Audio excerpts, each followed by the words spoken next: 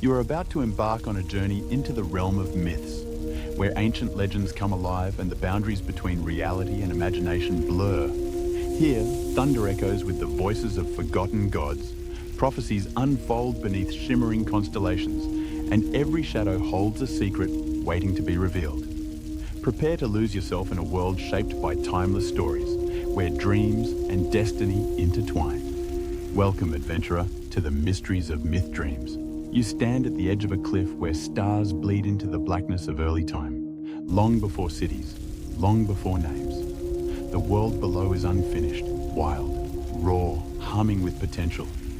Wind carries whispers, not language. And above it all, perched in the shadows just beneath Olympus, there is a titan, watching. Prometheus. Unlike his brothers who dreamed of conquering or burning the mortal world to ash, Prometheus found himself watching it with a strange tenderness. You can feel his gaze, not distant like a god's, not cruel like a titan's. Curious, quiet, warm. You peer through his eyes and see humans as he did. Small, trembling, clawing through darkness with nothing but sticks and desperation. Their fires flicker out too quickly. Their winters last too long. They stumble over rocks, scrape together roots, and yet they try. They build. They cry. They hold each other against the cold. Where his fellow titans saw weakness, Prometheus saw wonder. He steps lightly among the shadows of pine and ash, not to rule, not to judge, but to learn. He listens to the heartbeat of a mother cradling her sick child. He watches a man carve crude symbols into stone, trying to remember something, anything. And in those fragile moments, Prometheus sees what even Olympus cannot, the raw possibility of creation. Mortals had nothing, and still they reached upward. Some myths say Prometheus simply felt pity. Others, the softer ones, say he loved them. Not in the way gods sometimes love mortals, which usually ends in someone turning into a tree, but in a deeper, quieter way. The way a teacher believes in a student. The way an artist trusts the brush. Or perhaps the way a soul longs to protect something fleeting, because it is fleeting. He begins to spend more time away from his Titan brethren. Conversations with them grow strained. One, named Prometheus, scoffs at him for wasting time with mud things. Another, Atlas, just grunts and mutters something about carrying weight alone. None of them understand what Prometheus sees. Scholars still debate whether Prometheus had a plan all along, whether he was calculating the gods' wrath and weighing the price, or if just maybe he didn't care, because sometimes love isn't logical. And on one silent evening, when Olympus gleams gold in the distance and mortals huddle in their caves, Prometheus decides something that will change everything. He will give them fire. You feel the weight of the decision the moment he steps out of shadow. Fire. The gods had made it clear. It belonged to Olympus. Not to mortals, not to mud-stained hands or children who forget which berries are poisonous. It was sacred, dangerous, divine. But Prometheus walks with a quiet defiance. You follow him across mountain passes and through forests lit only by the moon. His eyes stay fixed on the horizon, where the vaults of Olympus shimmer faintly in the sky. A palace of thunder, marble, and overly complicated family dynamics. He climbs without ceremony. No dramatic music, no windstorm. Just the soft crunch of gravel underfoot, and a sense that the stars are holding their breath. The fire, the spark, is hidden, they say, in the chariot of Helios. Others claim it flickers in the forge of Hephaestus, guarded by automatons and old grudges. Doesn't matter. Prometheus takes it. Not with violence, not with trickery, just takes it. Boldly, silently.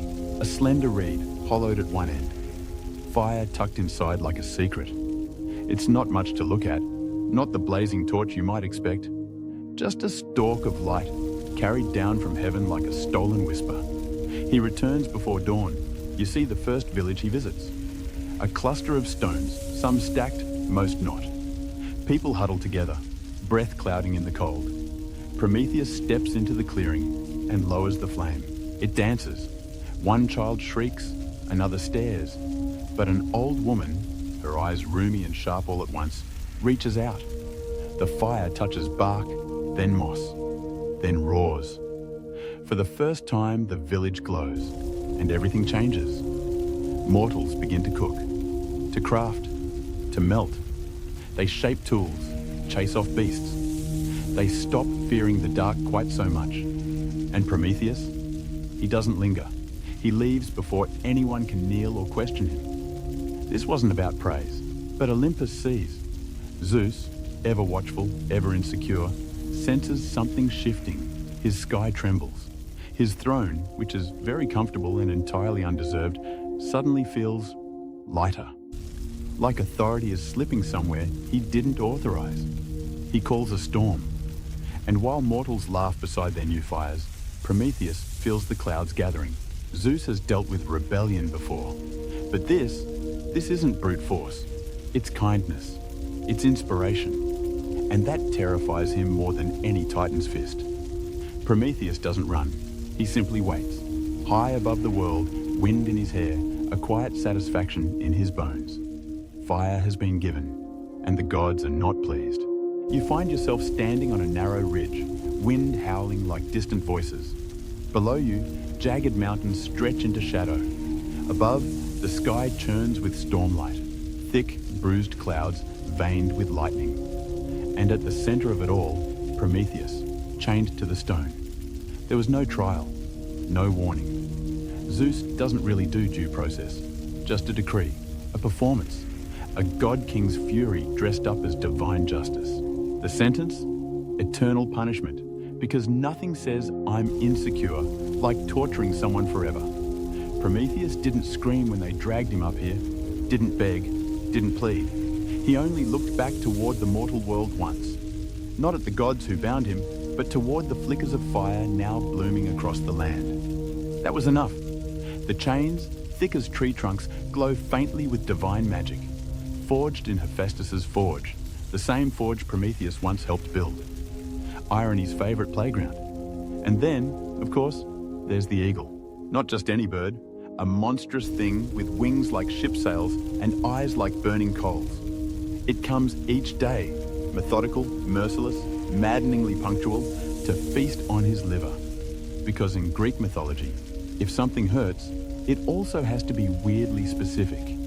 You don't watch the eagle feed.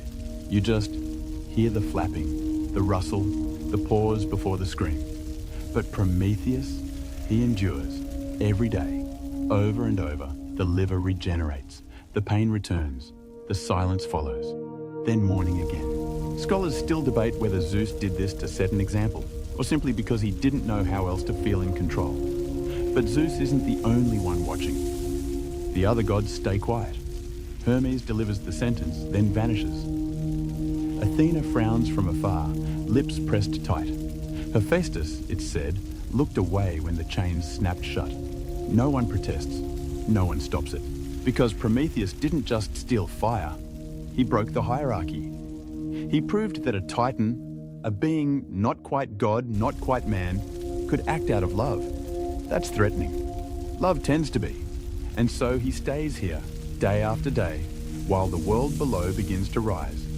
While mortals invent, dream, argue, build, and burn. He gave them fire, and they gave him purpose. Never gives him the satisfaction. He grits his teeth, smiles even, because the pain isn't the punishment. The punishment is knowing he was right and still paying for it. The eagle returns, the mountain echoes, and still Prometheus holds on. The wind dies down for a moment, and in that silence, something shifts. A ripple, a breath, a story folding into another. You step forward, and the mountain fades beneath your feet. In its place, a garden, strange and shimmering, with light that bends like memory. And at the center of that garden stands Pandora. Yes, that Pandora. You might have heard her name tossed around like a warning and a scapegoat for everything that ever went wrong. But the truth, as always in mythology, is more complicated. You see her sitting on a low stone bench, fingers brushing a small jar, not a box. That whole Pandora's box thing, a mistranslation. Scholars still debate whether it was intentional or just ancient copy-paste gone wrong. This is no ordinary jar. It pulses faintly with divine power, sealed tight, humming with secrets. It was given to her not as a curse, but as a wedding gift, which, if you think about it, makes it the most ominous wedding gift of all time. Pandora wasn't a punishment. She was the first woman, sculpted by Hephaestus under Zeus's command, with beauty from Aphrodite, curiosity from Hermes, grace from the Muses, and the kind of charm that made gods and mortals alike forget what they were doing. Her name means all gifted, but in this moment, she looks more like all conflicted. Opened it out of hope, out of humanity. Inside, all the world's woes, sickness, sorrow, envy, rage, they poured out like smoke. And she watched, horrified, unable to stop them, but at the bottom, nestled beneath the weight of despair, was Olympus, hope. She sealed it quickly, trapping hope inside, or maybe protecting it. Depends on which version you believe. That's the thing about myths. They shift. They ask you to feel, not just remember. Some say Prometheus never forgave her. Others claim he wept for her. But the truth? She wasn't his punishment. She was humanity's mirror. Beautiful, flawed, curious, brave. She opened the jar because not knowing was worse. You walk through the garden and everything shimmers with what-ifs. Trees bear fruit that hum with potential. Flowers bloom with emotions you can't name. And in the distance, mortals begin to build temples, not for fear, but for meaning, for something more. Pandora stands again. Her jar glows softly in her hands. She doesn't run from it. She carries it forward. Because now that sorrow's been loosed upon the world, hope has to follow close behind. And maybe, just maybe, that was the point all along. The garden fades. The winds return. You're no longer on the mountain, nor in the garden, but somewhere in between, where myths leave behind their echoes. You're walking again, or maybe floating. The edges of Olympus blur behind you like a dream fading before dawn. Below, the mortal world is stirring. Fires flicker, temples shimmer in the half-light, and someone somewhere carves a myth into clay. But tonight's tale hasn't finished yet. Far below the peaks and gods and punishments lies a figure chained to the edge of the world. High atop a jagged cliff in the distant Caucasus Mountains, so far removed from Olympus, it might as well be another cosmos. Prometheus. You find him there, arms stretched taut against stone, body worn by time and torment. But his gaze still burns with something that looks a lot like defiance. The punishment Zeus chose was not swift, it was eternal. Every day, an eagle descends. Not just any bird, a monstrous, divine bird with wings like night and a hunger that never fades. It tears into Prometheus's flesh, devouring his immortal liver. And every night, the liver grows back, perfectly, precisely, just in time for dawn. You might ask, why the liver? Ancient Greeks believed the liver held emotion and life force, more vital than even the heart. So this wasn't just pain. It was the eternal digestion of his passion, his courage, his spark.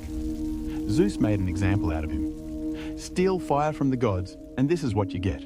But Prometheus? He never cried out. He never begged. He watched. And in his watching, he remembered. Every flicker of flame, every mortal child laughing in the warmth, every spark of invention, every whisper of rebellion, that was his legacy.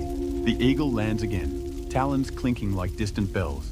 But tonight, something is different. A shadow approaches, cloaked, quiet, deliberate. Heracles. Yes, that Heracles.